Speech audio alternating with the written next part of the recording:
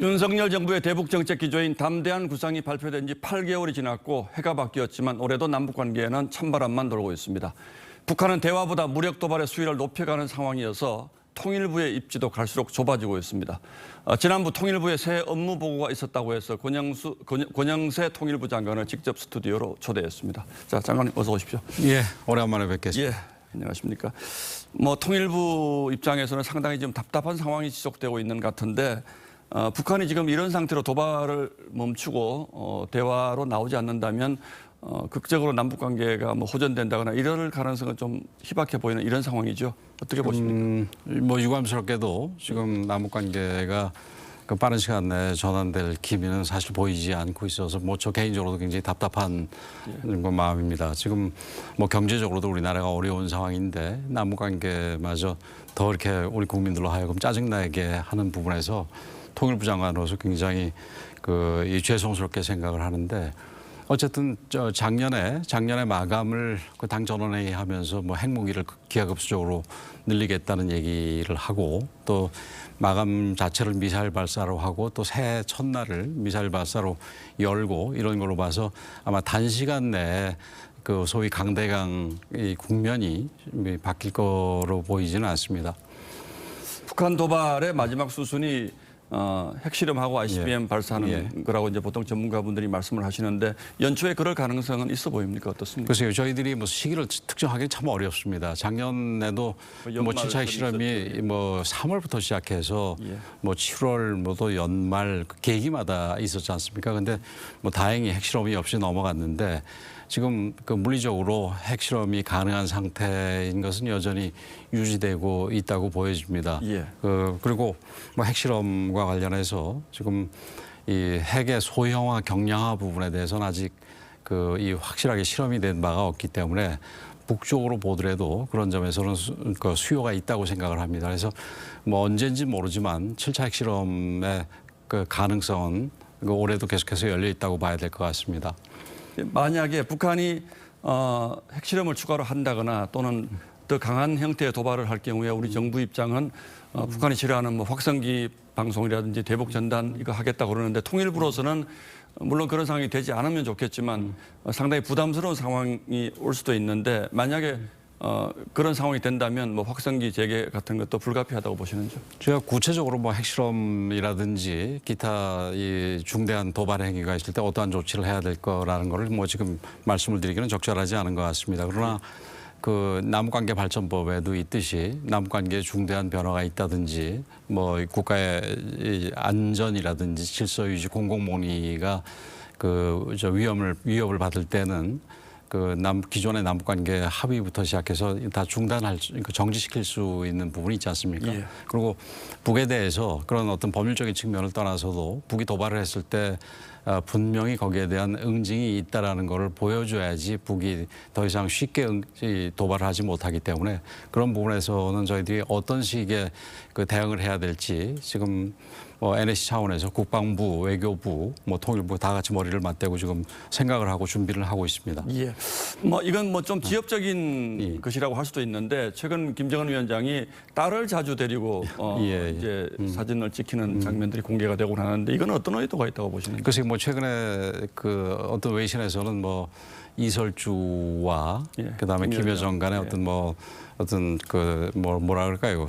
세력 다툼이라든가 이런 거 이설주 안심하라는 메시지가 연관시켜서 분석한 것도 있습니다만은 저희들 입장에서는 지금 정확하게 한 가지라고 파악할 수 없는 상황에서는 어느 쪽을 단정을 해가지고 그 부분으로 집중하는 것보다는 여러 가지 가능성을 다 보고 북한의 어떤 내부 사정에 대해서 계속해서 관찰하고 거기에 대해서 분석을 하는 게 필요하다.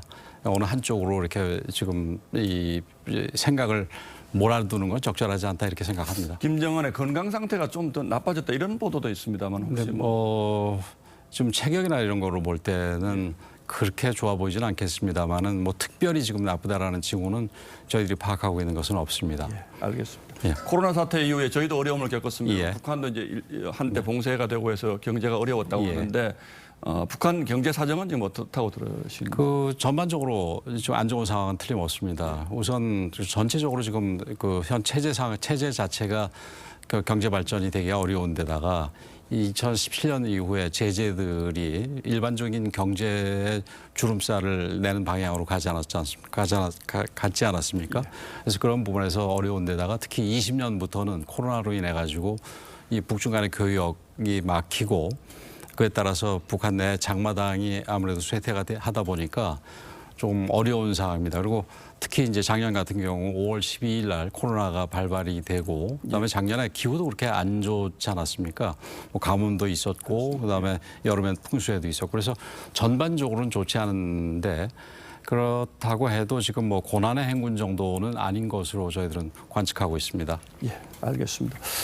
뭐 정부 차원의 대규모 남북 대화는 뭐 좀 더 다른 차원의 진전이 필요하겠습니다만 통일부 차원에서 뭐 혹시 뭐 인도적 지원이라든지 또는 어떤 불씨를 살리기 위한 남북 대화의 물밑 노력 뭐 이런 게 지금 하고 있는 게 있습니다. 뭐 지금 구체적으로 지금 북한 간의 대화가 오고 가고 있는 건 없습니다. 예. 뭐 여러 차례 다른 기회도 얘기를 했습니다만. 보냈다는 소식. 근데 통지문을 보내려고 하면은 그 통지문을 받지 않고 그냥 수령을 안 하고 끊어버립니다. 있으니까. 그래서 그 저희들이 지금 제안한 부분에 대해서는 여전히 유효하고 그래서 북한이 태도를 바꿔서 우리의 그 지원과 관련한 그 협의를 하겠다면 얼마든지 저희가 대화에 나설 생각인데 아직은 뭐 유감스럽게도 그런 부분은 없고요. 그래서 그 저희들이 반드시 뭐 정부가 앞장서서 해야 되는 것은 아니라고 생각을 하기 때문에 우리 뭐 종교단체라든지 사회단체 이런 데서 대화를 시작하는 거에 대해서 적극 지원할 생각으로 있고 또 국제기구가 역할을 할 수가 있습니다. 그래서 이번에 제가 다보스 가서도 유니세프하고 WFP 세계 식량계획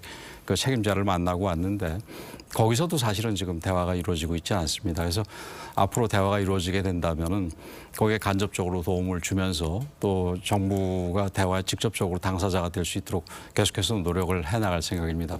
아무리 도발이 있다 하더라도 인도적인 지원이라든지 협력과 관련된 부분에 있어서는 대화가 필요하다고 생각을 하기 때문에 통일부는 대화 노력을 포기하지 않고 끝까지 할 생각입니다. 예, 알겠습니다. 지난주에 이제 대통령실 업무 보고를 하셨는데 연내 새로운 통일 구상을 내놓겠다 했는데 이거는 작년에 대통령께서 내놓으신 담대한 구상 이것과는 좀 차이가 있습니까? 아니면 어떻습니까? 예, 그 지금 담대한 구상 같은 경우는 전반적인 그 대북과 통일과 관련된 정책이라기보다는 비핵화 정책입니다.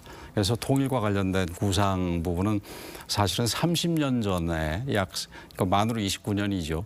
1994년에 김영삼 정부에서 만든 민족공동체 통일 방안 하나밖에 없습니다. 예. 근데 그것도 굉장히 좀 추상적이기 때문에 지금 올해 내로 신통일 구상을 그러니까 통일미래기획위원회를 설립해서 좀 더 구체적인 통일과 관련된 이 구상을 발표를 할 생각으로 있습니다. 예. 그 대통령 업무 보고 때인가요?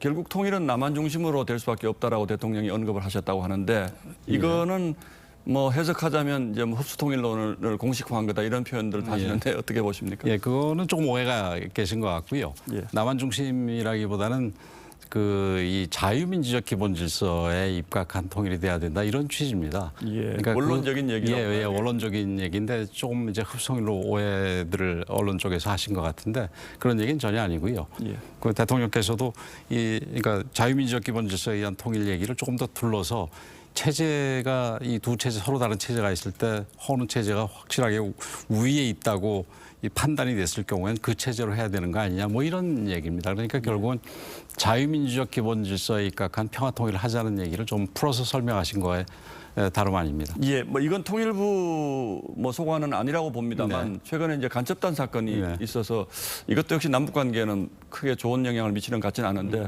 혹시 지금 뭐 여러 군데 지금 뭐 적발되고 있는 것도 있고 수사 중인 것도 있는데 혹시 뭐 장관님 아시기에 지금 이 상황을 어떻게 보고 계십니까? 예, 뭐 제가 수사기관을 다루고 있지 않기 때문에 제가 구체적인 내용은 모르겠습니다만은 그 지금 남북관계 좋은 상황은 아니지만 그 남북관계를 하는 데 있어서 우리가 원칙을 포기해서는 안 됩니다. 그래서 뭐 간첩 사건이라든지 이런 부분에 대해서는 분명하게 수사할 건 수사하고 처벌할 사람은 처벌해야 되지만 그와 별개로 또 남북관계는 또 남북관계를 관리해 나갈 필요가 있다고 봅니다. 예, 알겠습니다. 뭐 장관님 말씀을 쭉 들어봐도 아직은 좀 전반적인 남북 상황이 좀 어려워서 통일부의 입지가 크게 넓은 것 같지 않은데 어쨌든 올해는 좀 남북 관계에 새로운 획기적인 전환이 좀 있었으면 좋겠다. 예, 뭐 저희도 그렇게 희망을 하고 또 이제 한 가지 좀 저희들이 기대하는 거는 남북 관계가 점진적으로 바뀌질 않습니다. 어느 순간에 굉장히 안 좋은 상황에 있다가 갑자기 대화의 문이 열리고 있듯이 저희도 항상 잘 준비해서 예. 언젠가 대화의 문이 열리면은 그 좋은 대화, 의미 있는 대화, 그다음에 이 대한민국 국익에 도움이 되는 대화를 할 수 있도록